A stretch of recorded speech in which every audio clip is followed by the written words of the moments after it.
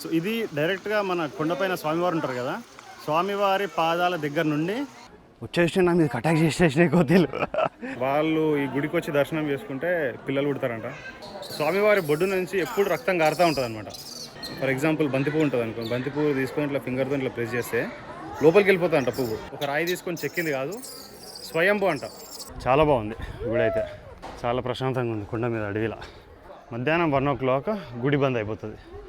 వచ్చేటోళ్ళు ఏమన్నా సరే ఏమన్నా ప్లాన్ చేసుకుంటే ఆఫ్టర్నూన్ 12 వరకు ఉండేటట్టు ప్లాన్ చేసుకోవచ్చు, ఎందుకంటే ఒక గంట సేపు స్పెండ్ చేయొచ్చు. ఇదే శ్రీ హేమాలయ లక్ష్మీ నరసింహస్వామి టెంపుల్, మల్లూరు.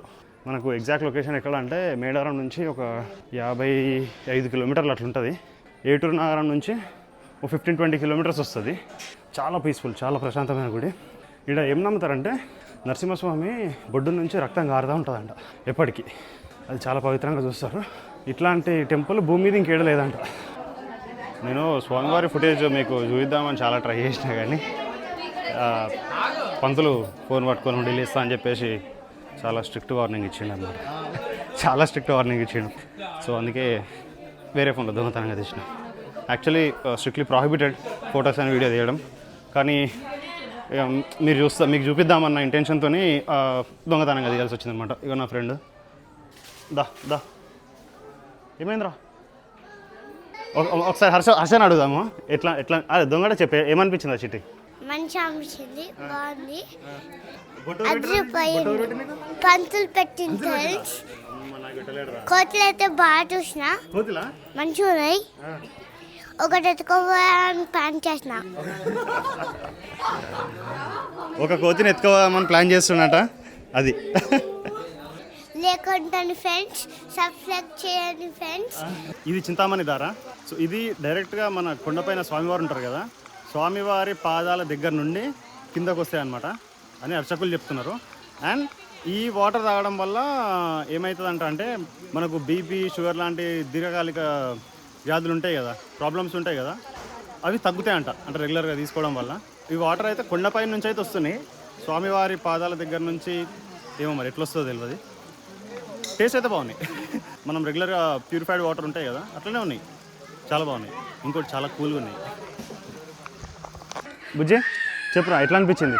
బాగుంది పప్ప.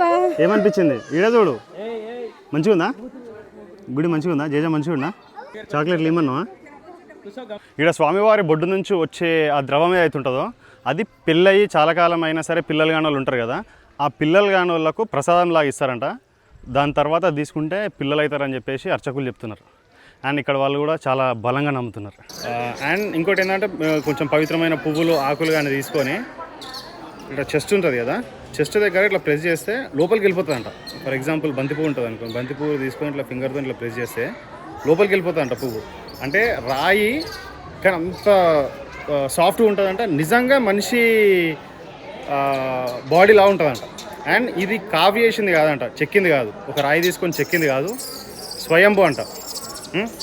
స్వయంభూ లడ్డు జస్ట్ 10 రూపీస్.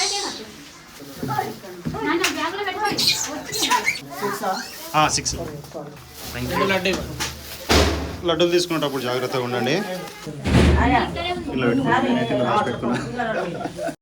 6 లడ్డూలు తీసుకున్నా, గేట్ పెట్టడం మర్చిపోయినా. వచ్చేసి నా మీద అటాక్ చేసేసినాయి కోతిలు. ఒక 5-6 కోతిలు అటాక్ చేసేసి తీసుకొని 3 లడ్డూలు తీసుకొని వెళ్ళిపోయినాయి. ఇప్పుడు మీరు చూస్తుంది దైత అమ్మవారు, చాలా పవర్ఫుల్ అంట. నేను ముందైతే ఎప్పుడు ఎక్కడ చూడలే, ఎక్కడ దర్శించుకోలే కూడా, ఫస్ట్ టైం చూస్తుంది ఇక్కడ మల్లూరులోనే. మీరు ఎక్కడన్నా చూసిరా లేదా కామెంట్ చేయరు. ఈ వీడియో నచ్చితే లైక్ చేయమమ్మా, అట్లనే నీ థాట్స్ ఏంటి కామెంట్ చేయి, నీ ఫ్రెండ్స్కి షేర్ చేయి.